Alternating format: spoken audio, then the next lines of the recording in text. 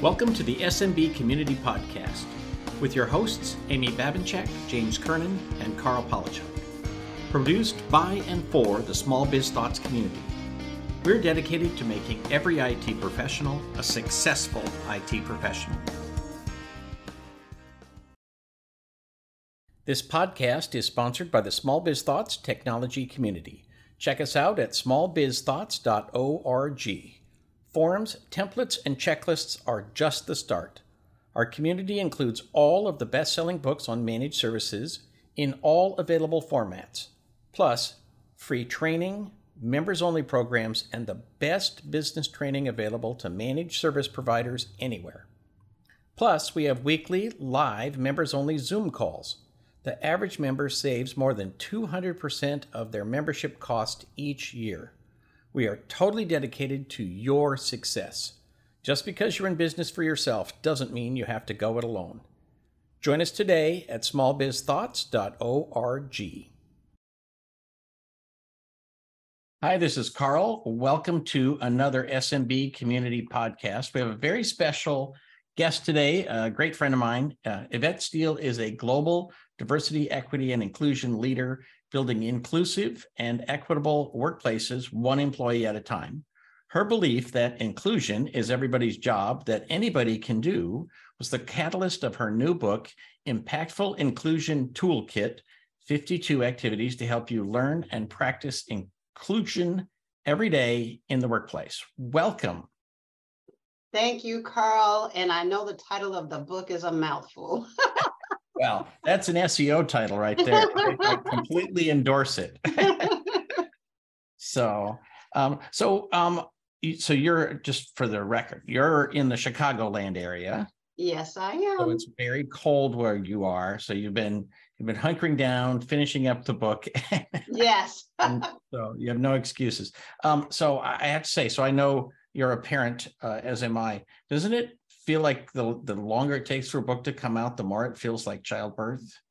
Ooh, that is such an excellent analogy, because when I started writing the book and my publicist told me that it would take a year start to finish, it's actually, in that case, it's worse than childbirth, because at least in childbirth, it's over in 9 months.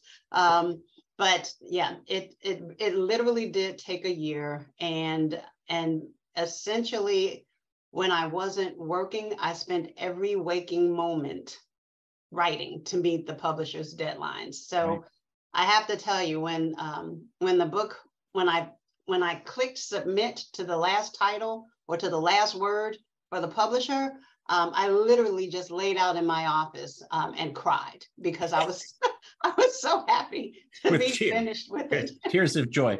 Yeah. But it's also the case, then you get into and I've done this, as you know, 20 times, you get into the point where you're like, okay, it's done, but now there's this and this and this, and then, okay, now it's done. No, now it's done. Yeah. Now, and it's like you get to 99% and then 99.9 and then 99.99. And it's like, will this ever actually end? Right. So it does, as we both know, it does. And thank heavens. So it's been truly a labor of love, though. My intention for writing the book was to invoke change and to create equitable workplaces, schools, societies, and of course, a world where everybody can feel valued, included, and like they belong. And I believe that more people want to learn how to be inclusive. They just really don't know how, don't know where to look, right. Don't know how to find the resources. They're relying on information that's not necessarily leading them to drive change. So that's what I'm hoping that this book will bring about, to have conversations, having conversations in the LinkedIn group to support one another, and to be able to see your fellow coworker or your colleague for who they actually are instead of who you think they are. Right. So we're going to use the short title, which is Impactful Inclusion Toolkit. Mm-hmm. And I have to say, I was I was really pleased to see that it is a toolkit in the sense that many people, especially with DEI, literally don't know where to start. So it's kind of like a big button that says start here. Yeah, right. Because it's a difficult thing. I completely agree with you that I think people want to be more inclusive. They literally, especially in the smaller businesses, they don't know where to start. Mm-hmm. And I think often people start in the wrong place, which is they start with the numbers and statistics instead of saying, well, wait a minute, don't I already have all the resources I need to start right now? And that I just need to, as they always say, you have to start with where you are, not with where you want to be. You have to start today with where you are. And so, and that's partly why it becomes overwhelming, is because you're like, yeah, but I'm just me, Yeah, and what can I do as one person?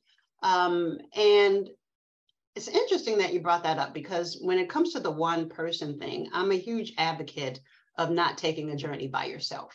So throughout the book, I encourage people to find like-minded individuals who can take this journey with them. And there's a reason that I begin the book with, I want to say, what the first 5 chapters really set you up for success in this journey. First of all, I ask you to get to know yourself. What are your beliefs? What are your upbringings? How did you come to believe the things that you believe? Connect, and then once you've realized the impact that your upbringing has had on your diversity lens, then let's take a look at connecting with why diversity, equity, and inclusion is important to you, and why is it important now? Because in 2020, a lot of people weren't even thinking about it. But I want to say that while the movement has lost momentum in the last few years, there's still a lot of activity going on, and people still wanting to be a part of creating more equitable societies. So I want to say that in the beginning of the book, I introduce you to things slowly by having you get to know yourself, learning how to create new habits, learning how to make connections with people who are different from you. So you're learning how to build relationships. And then the book is structured in such a way that once you've read the activity, then there are actions for you to take to reinforce the activities. So for example, if I'm talking about building cultural competence, and for individuals who don't spend a lot of time around people who are different from them, it's not, well, yeah, you could read it in a book, but the nuances of connecting and building the relationships is very different than experiencing other cultures. So I'll give you some actions to do to help you experience other cultures. So as you start to acquire that knowledge and build that skill when you come into the workplace,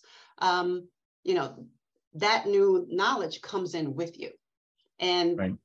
So, and then putting it in bite-sized chunks. So like it's 52 behaviors. The reason that it's 52 is because rather than sit down and read the book start to finish over the course of a few weeks or a few months, in order for it to take effect, you need to practice it consistently. Any new habit, any new skill requires that you do it consistently. So, it's just like a gym membership, right? You buy the membership, but if you don't show up and do the squats and, run the miles, or nothing's going to happen. So in thinking about how to help people become more inclusive, my mindset was, how do I get people to engage and connect with this on a consistent basis? Right. So let's put it in bite-sized chunks and then help them do it every week. And does that help it to be something that makes it easy for groups to use, or for a workshop type environment?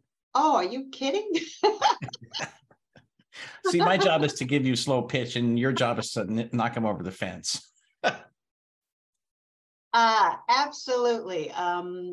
If doing these activities as a group, if you have book clubs, I have friends who are in book clubs, so you can do these together. In fact, the reason that I launched the LinkedIn group community was for that very reason, so that people could come together and talk about it and learn from one another and share best practices. So if you're at an organization that has an employee resource group or business resource group, depending on where you are, the name changes, but this is certainly something where you could, take 3 or 4 activities and talk about them and apply them to your work experiences, and then use the actions to integrate inclusion into your regular interactions every single day.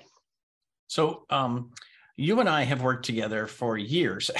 And I'm grateful, actually, I'm really grateful to have had that experience. And, one of the things we worked on is sort of like making people feel welcome in the work environment, even if they've already got the job. So DEI isn't all about hiring or starting over or picking the right, people or whatever. A lot of it is just making people feel like they can show up as their whole self. And so part of the inclusion is like, don't hide who you are at work. And right. We're going to get to some of the stuff on diversity, but how important is it for people to show up as their whole selves? And what exactly does that mean for the average workplace?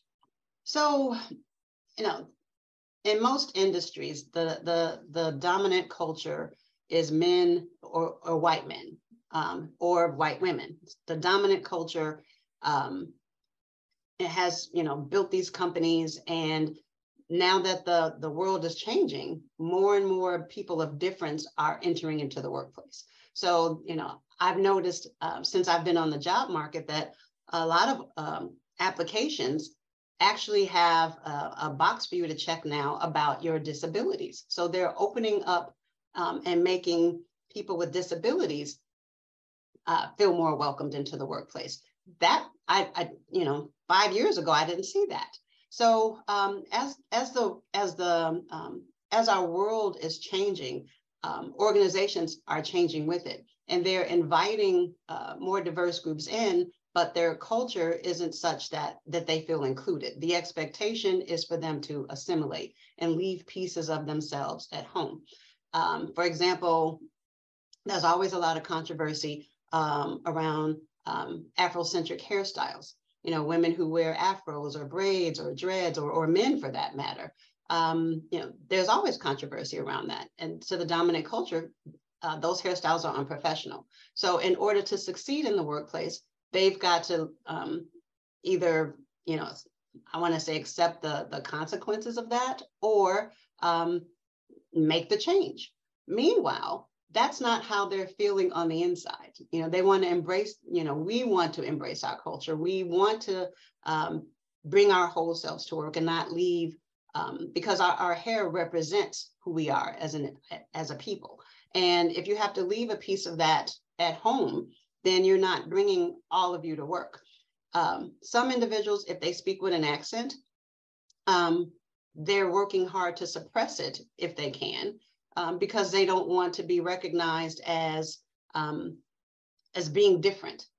Or, that common question that, people from other countries get, even if you're an Asian American, people will ask you, well, where are you from? You've been in America all your life. You were born here. Right. You're a citizen, but people, it makes you feel othered when people go, no, where are you really from? So, the book talks about those types of dynamics and how to navigate them. But not only that, it also shares with you how you're making people feel in the process of those behaviors and exemplifying those beliefs. So bringing your authentic self to work is one of those things that I talk about from the standpoint of individuals who want to bring their authentic selves to work and individuals who are necessarily perpetuating the fact that they shouldn't. So just a commercial break. I want to make sure everybody knows that we're going to put a link to the book on Amazon and to the group on LinkedIn. And so, we'll make sure that you can get to those very easily.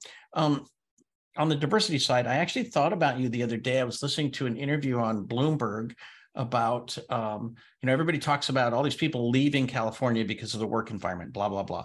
And so they're interviewing this guy and said, is this better than you thought or worse than you thought or what? And he said, you know what? A lot of states have their value hidden. It's either in the oil in the ground or it's in the technology in their little triangle or whatever. California has this resource of diversity that constantly creates new money almost out of nothing because of the massive creativity that happens out of simple diversity. And this guy was not a DEI attorney or an activist or what. He was an analyst on 100% on the business side on Bloomberg. And it's like, okay, and there's actually a lot of research about how diversity has a direct impact, a positive impact on revenue, income, profit, right? Yes. And business case. And of course, creativity itself, which is what makes all those things happen. Do you think there's more acceptance of that statistic than there used to be?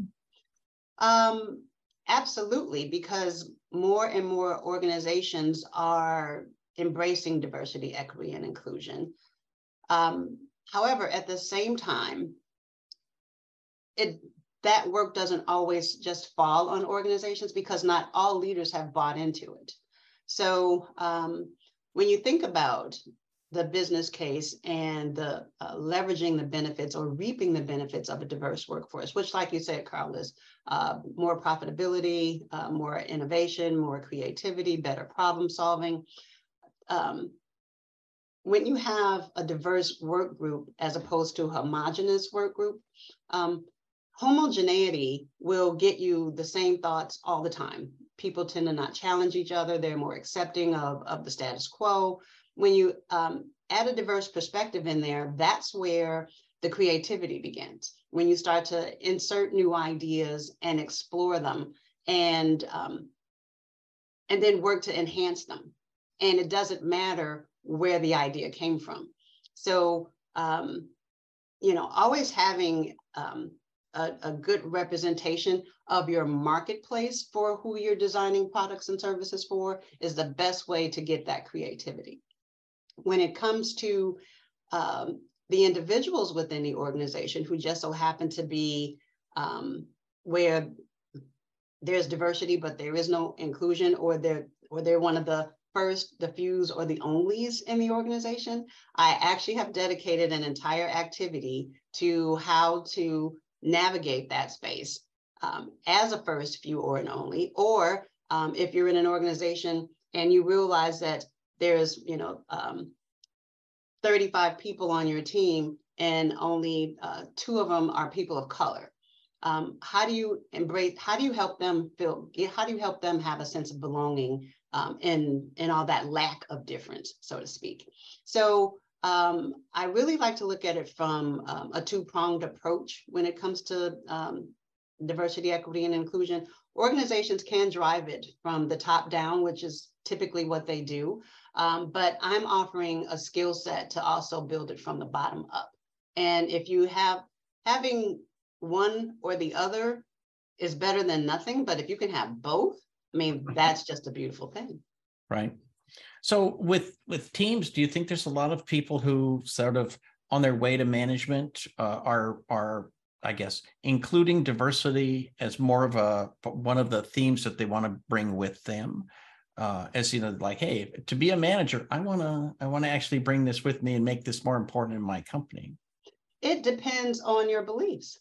Some individuals, I've talked to many middle managers and senior leaders who are very strong in their stance of, I'm just going to hire the best person for the job. And oftentimes, and when they consider what the best person for the job looks like, is someone who looks like them. Right.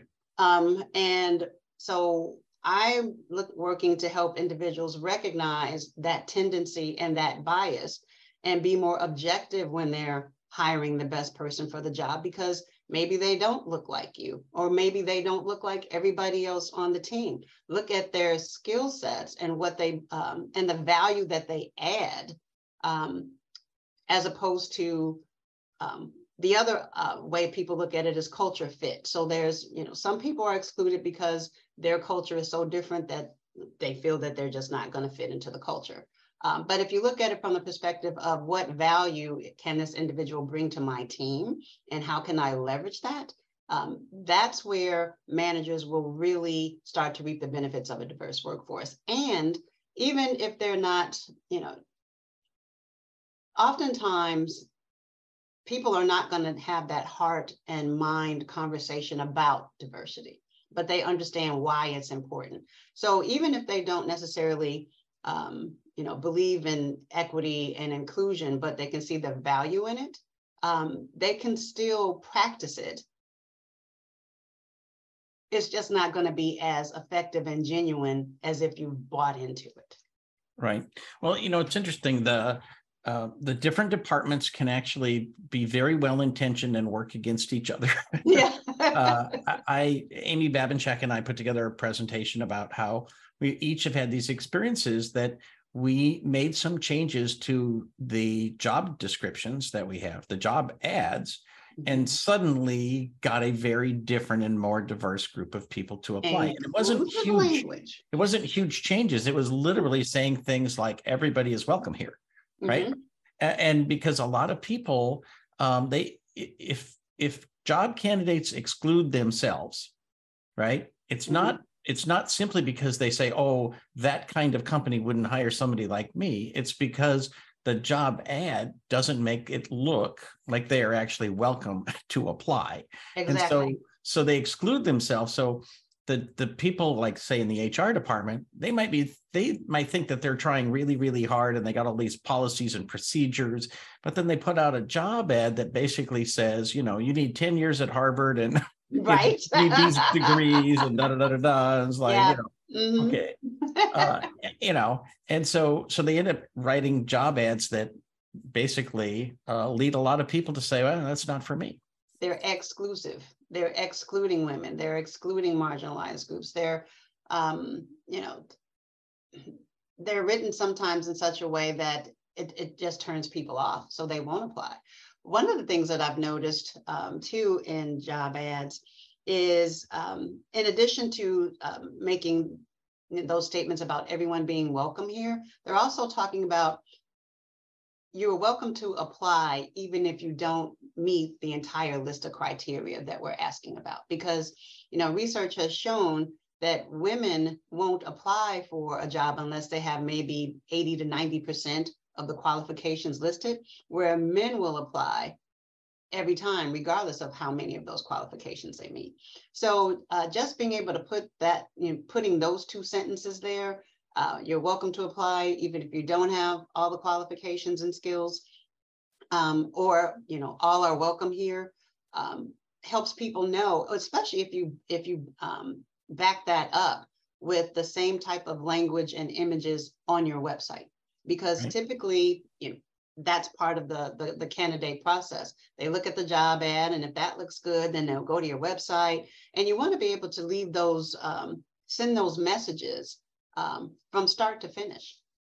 Yeah. So Dave Sobel, who I think does this quarterly report where he looks at all of these IT companies, and he goes to their website and he goes to their about page, and he counts the number of non-white males, right? And all these companies, they go on and on and on about the policies for this and that, and everybody's welcome and so forth and so on.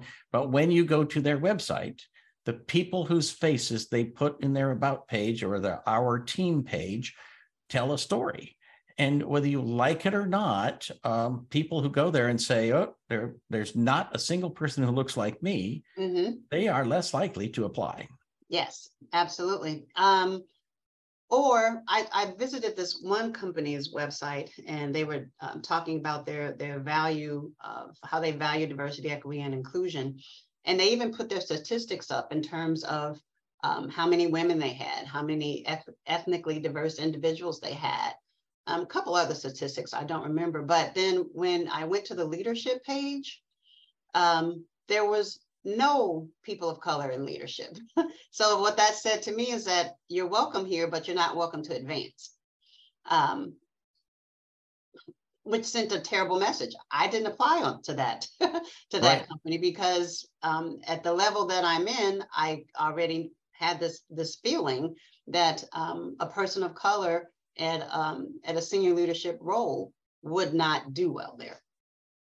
Right. So with some of the stuff that you deal with, do you find a lot of resistance still? I mean, there are some people who, I'll just be honest, in this era that we live in, write it off and say, oh, that's just a thing those people want to talk about.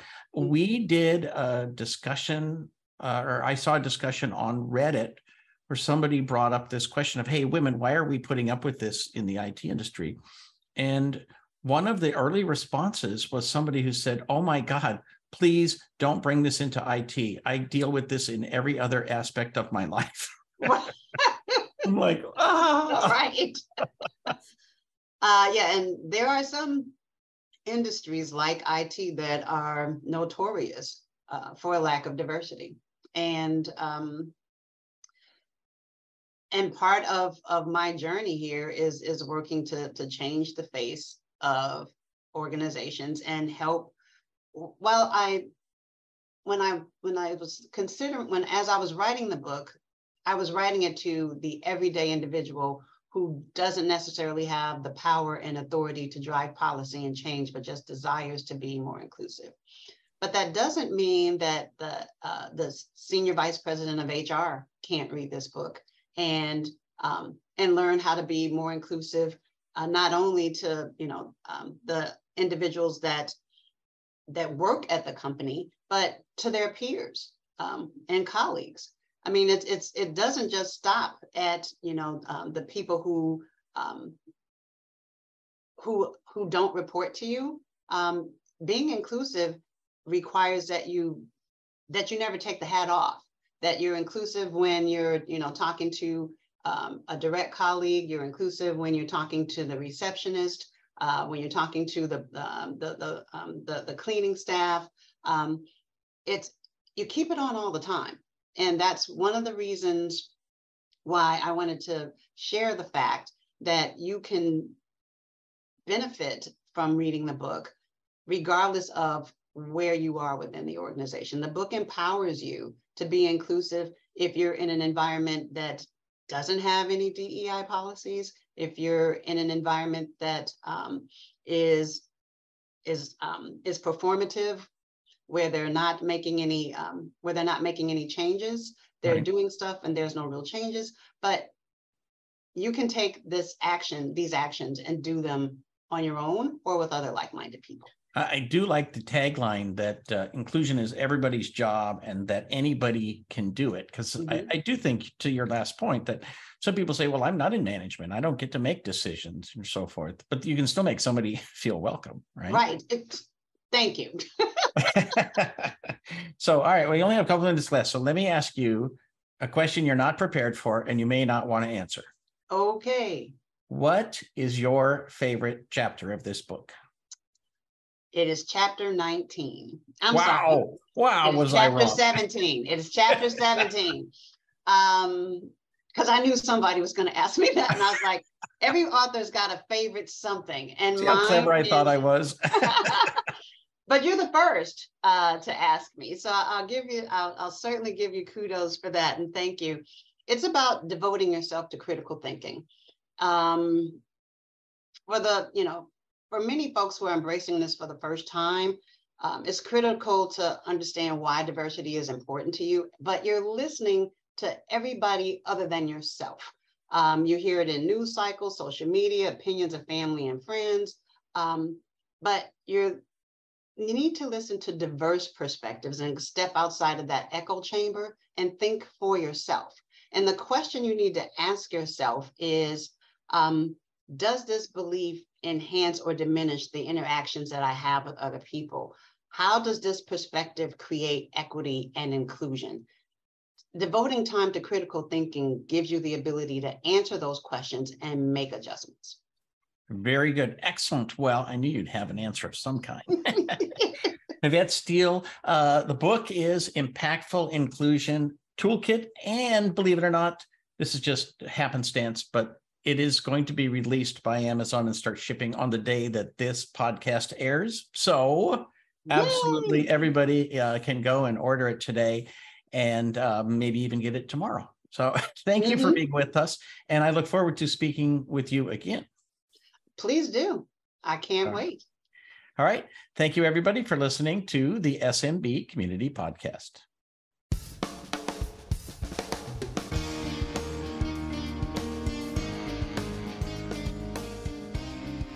Thank you for tuning in to the SMB Community Podcast. If you found this useful, interesting, or fun, please subscribe, share with your friends, and give us a thumbs up on your favorite social media. Please check out the show notes at smbcommunitypodcast.com and give us your feedback.